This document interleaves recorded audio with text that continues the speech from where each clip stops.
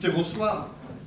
Ce qui est sûr, c'est qu'il n'y a pas une semaine dans ce pays, particulièrement en période électorale, où on ne nous sert pas dans le même temps à la fois un sommet sur la crise et dans le même temps, dans la même semaine, des propos nauséabonds, des propos cannibaux, stigmatisant toujours une même catégorie de la population, ce qu'on appelle avec un euphémisme la population des quartiers populaires, mais derrière cela, pour parler clairement, les Noirs, les Arabes, les Roms et les musulmans. Les mêmes sont toujours au rendez-vous de ce gouvernement, et je vous le dis, et on se le dit, il va falloir prendre l'habitude pendant au moins toute la séquence des présidentielles. Et c'est pas sans lien avec les crimes racistes aujourd'hui. La dernière sortie, il n'y a pas besoin de chercher très loin, c'est aujourd'hui. Vous l'avez entendu, peut-être vous l'entendrez ce soir en rentrant, en écoutant les infos de 23 h, je ne sais quoi. Sarkozy a proposé rien de moins de donner des fusils à pompe aux policiers de la BAC. Les mêmes, déjà surarmés jusque-là, où on se demande s'ils ne vont pas avoir affaire bientôt à des porteurs d'armes, pendant que eux feront leur travail, leur sale travail. Et ça, c'est une application directe. Quand on prend tous ceux et toutes celles qui sont morts suite aux violences policières, d'après Ramata Dieng, qui est la sœur de Lamine Dieng, qui est, Lamine Dieng, je le rappelle, un des jeunes morts dans le 20e arrondissement suite à son intervention par les policiers, il y a dans ce pays 15 morts chaque année, alors qu'ils n'ont aucune arme et qui meurent suite à leur interpellation par ce qu'on appelle communément les forces de l'ordre. Et le scénario est toujours le même. Quand je dis le scénario est toujours le même, c'est le fameux scénario où on nous avait habitués dans les films hollywoodiens les plus mauvais, où le noir nécessairement devait mourir dans la première demi-heure. Cela, on les connaissait. Les scénarios qu'on nous sert aujourd'hui sont exactement les mêmes. Quand on regarde ceux et celles qui tombent suite aux violences policières, c'est une interpellation, c'est une asphyxie par mort lente suite à une technique d'immobilisation. Que ce soit la technique de la clé d'étranglement, pour Hakim Hajimi par exemple, que ce soit la technique de pliage pour Ali Ziri. Ali Ziri, c'est ce monsieur, ce Chibani de 69 ans, interpellé à Argenteuil dans ma ville, et qui est mort suite à son interpellation par les policiers, au commissariat d'Argenteuil. Donc dans ce scénario, on a aussi des éléments qui sont communs à chaque fois. D'abord, on a une première expertise médicale, une expertise complètement bidon. Parce qu'y compris, il faut comprendre que la complicité va jusqu'au milieu médical. À chaque fois, on nous explique que s'ils sont morts, c'est parce que ces personnes-là avaient un trouble cardiovasculaire. Par exemple, pour Mamadou Marega qui s'est pris 15 coups de taser, on nous a expliqué la première fois, qui est un Malien pour lequel on a manifesté il y a samedi dernier, ça faisait 1 an après sa mort, c'est un Malien pour qui on a expliqué la mort liée à une maladie, liée à la drépanocytose, une maladie sanguine, peu importe. 15 coups de taser. C'est ça la réalité des expertises médicales que les familles ont demandées, souvent après au niveau de l'institut médico-légal, parce qu'évidemment la vérité, au bout d'un moment, elle tombe. Alors là-dessus, il faut le dire au moins une fois. Et il faut même dire une fois, d'après moi, cette chose-là. C'est qu'on ne rentre pas dans cette salle comme... on ne sort pas de cette salle comme on est rentré. C'est-à-dire qu'il y a un mot qu'il faut bannir définitivement. C'est celui de bavure policière. On a des sociologues, des journalistes de tout poil qui se penchent sur ce genre de situation et qui en tirent comme conclusion, en effet, il y a bien des crimes policiers, des assassinats policiers, disent-ils même. Pour autant, ils estiment que c'est à chaque fois des bavures ou c'est un pourcentage de policiers qui n'a pas très bien compris ce que c'était pour eux, d'après eux, avec leur jargon, la police républicaine. La réalité est tout autre. Si c'était ça, si c'était que ça, on aurait mécaniquement une justice, on aurait des politiques, on aurait un système derrière qui condamnerait ces policiers-là.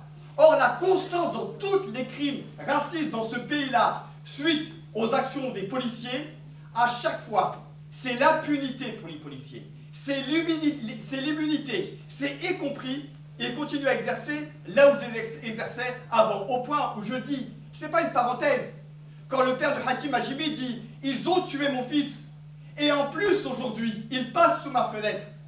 Ou alors Resti Kerfali, qui était le compagnon d'Ali Ziri, qui dit « Ils ont tué mon ami, et moi, ils m'ont rendu handicapé. Et aujourd'hui, ils contrôlent mon fils. » C'est une véritable forme de violence, et pas que symbolique. C'est un harcèlement dans l'impunité la plus totale. Voilà pourquoi nous, on dit très clairement, ce ne sont pas des bavures, ce ne sont pas des flics qui ont mal fait leur boulot.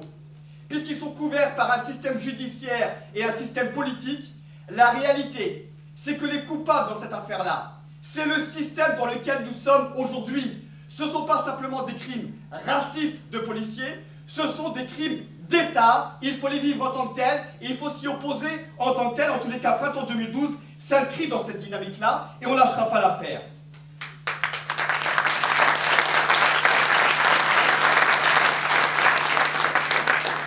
Alors quand on dit, c'est pas pour être radical, c'est pas pour faire plus que l'autre.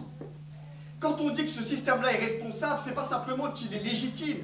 On peut même dire qu'il les permet, quand on voit Sarkozy qui a davantage la BAC, qui, juste au passage, comme ça, juste après qu'un monsieur qui s'appelle Éric Fassin, qui est un sociologue, ait sorti un bouquin sur la BAC où il démontre, Didier Fassin, excusez-moi, où il démontre clairement que la BAC ne fait que stigmatiser le parti populaire. Alors, il y en a qui sont ici, ils savent ce que c'est, les contrôles, etc., il n'y a pas de problème.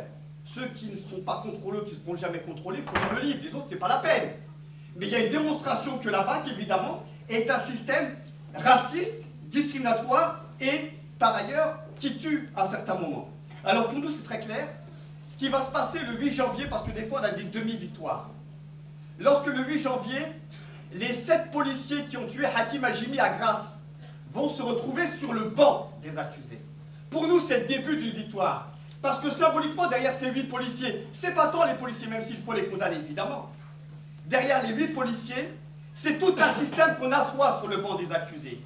C'est tout un système qui est entaché d'une tache, pas d'une tache noire, c'est la couleur, elle serait trop belle pour eux, d'une tache de sang sur les costumes de Guéant et consorts, sur les costumes de tous et toutes celles qui aujourd'hui, aussi bien à droite mais aussi à gauche, veulent nous vendre une soi-disant police républicaine, alors qu'on a affaire à un système policier qui a décrété qu'une partie de la population était une partie dangereuse et qu'on pouvait éliminer comme on voulait sans être poursuivi au bout du bout.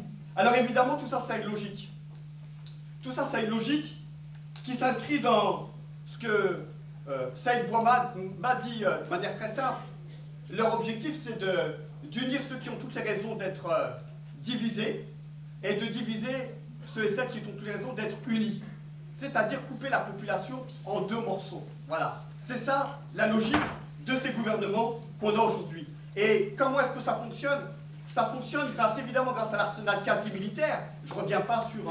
vous avez vu la tête des flics quand ils ou de l'UTEC, comme on disait avant, les unités territoriales de quartier, ce sont des Robocop, tout ça, on connaît très bien tout ça. Donc il y a l'arsenal quasi militaire, mais ça ne suffit pas. Pour tuer des gens, ça ne suffit pas d'avoir un arsenal quasi militaire. Il faut avoir la validation par une majorité de la population. Et pour ça, il faut mettre en place un arsenal idéologique. C'est-à-dire, il faut faire de l'idéologie. Et là, ça fonctionne sur 2 pieds.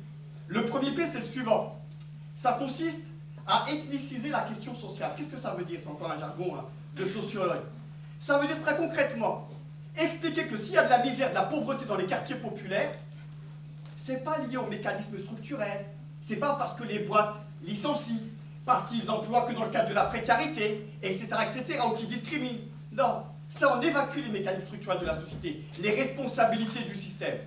C'est dû au fait que dans les quartiers populaires, si on ne s'en sort pas, c'est parce que ceux qui y habitent sont noirs, arabes, roms, musulmans, et puis accessoirement on peut y aller, des femmes de familles monoparentales parce qu'il y en a de plus en plus. Bref, la responsabilité devient individuelle et plus liée au système en tant que tel. Donc première arme de l'arsenal idéologique, c'est l'ethnicisation de la question sociale. La deuxième, et ça va ensemble, c'est la guerre de civilisation. C'est la même qui légitime le fait qu'on exporte des armes, des balles et des morts à l'extérieur des frontières de la France, et c'est cette même guerre qu'on mène aujourd'hui dans les quartiers populaires, avec un racisme qui n'est plus biologique, parce que ça ne se fait pas d'être raciste biologiquement parlant. Il y a eu des histoires qui sont passées par là. Le seul racisme qui est validé aujourd'hui par aussi bien à droite qu'à gauche, c'est le racisme culturel. C'est faire la démonstration qu'il y a des civilisations supérieures à d'autres. Ça veut dire évidemment d'autres inférieures à certaines. Et lorsqu'on a ce double arsenal-là, évidemment, on est autorisé à frapper et à frapper fort. Je vous donnerai un propos d'un flic qui émane du bouquin de Didier Fassin. On a perdu la guerre d'Algérie, c'est un flic, c'est un responsable, juste avant d'aller sur un quartier populaire, avant de faire une ratonnade classique. On a perdu la guerre d'Algérie, il y a 40 ans, on a baissé notre froc. C'est pas aujourd'hui qu'on va le baisser à nouveau. Pas de prisonniers, on trique. Ce genre de propos d'un flic, ça n'a rien de plus grave ou de moins grave que les propos de Sarkozy sur le discours de Daskar concernant le fait que l'homme africain ne soit pas rentré dans l'histoire, ou alors vous vous rappelez de certains ministres qui nous expliquaient que les révoltes de 2005 n'étaient pas liées au réseau social, comme vient de le soulever ici Youssef, mais qu'elles étaient liées à la polygamie, à des modes culturels, et plus à leur fantasme qu'à la réalité en tant que telle. Voilà aujourd'hui l'arsenal idéologique devant lequel nous devons absolument faire front, et faire front ensemble. D'autant qu'il y a une situation qui n'est pas neutre aujourd'hui. C'est qu'on traverse une crise, ou plutôt des crises multiples. Et dans cette crise, je sais, on a l'habitude de dire dans les quartiers populaires, mais nous, la crise, on la connaît, ça fait longtemps. Le chômage, la précarité, le 15 du mois n'arrive plus à assumer les 15 jours qui restent, etc. C'est un classique des quartiers populaires. Mais il ne faut pas sous-estimer pour autant l'impact de la crise qui arrive là. Je vous donne simplement un chiffre. Lorsqu'on regarde les revenus des familles d'origine maghrébine, elles sont de 47% inférieures aux revenus des autres familles. Une fois qu'on a fait un peu de redistribution sociale au travers de différentes aides, des services publics, etc., ce 47% est réduit à 25%.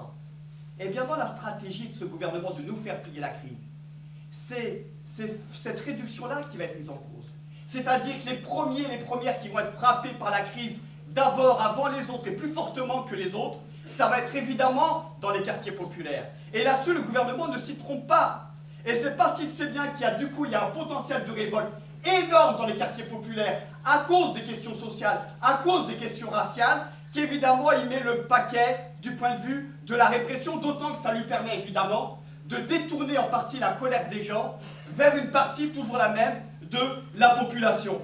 Alors voilà, on pourrait dire même d'un certain point de vue, pour ceux qui répriment, parmi les plus cyniques d'entre eux, la question est même de savoir s'ils perdent un A sur les 3, par quoi ça va se traduire concrètement dans les quartiers populaires, par la perte de combien de vies ça va se traduire dans les quartiers populaires. Et je finirai là-dessus pour conclure.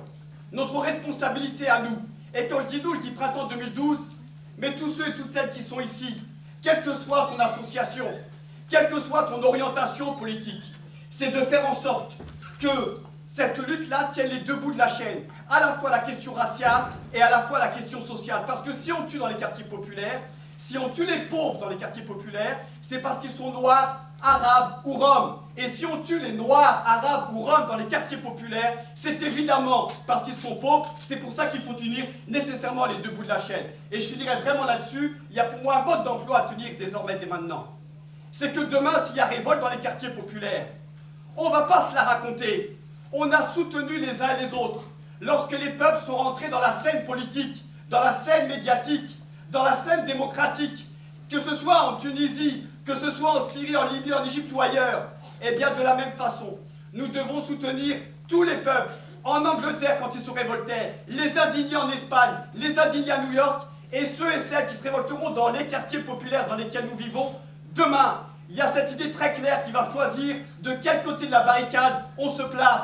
Il n'est pas question de faire la danse du ventre quand ça se passe très loin, alors quand ça se passe en France, dans la métropole, on décide que là on a affaire à des sauvageons, à des gens qui n'ont rien compris et qui n'ont aucune conscience politique. Ça veut dire une responsabilité très importante de notre point de vue. Accepter les formes de contestation qui ne se traduisent pas obligatoirement par des tracts, des manifestations, des rassemblements. Ça peut être évidemment des révoltes de la colère qui sont, d'après nous, tout aussi légitimes. Et la conclusion directe de cela, c'est la suivante, et je finirai vraiment là-dessus, ça ne t'inquiète pas. La conclusion directe, c'est que s'il doit y avoir, parce qu'il y a oppression spécifique, une auto-organisation de ceux et celles qui subissent cette oppression, eh bien il faut qu'il y ait une auto-organisation.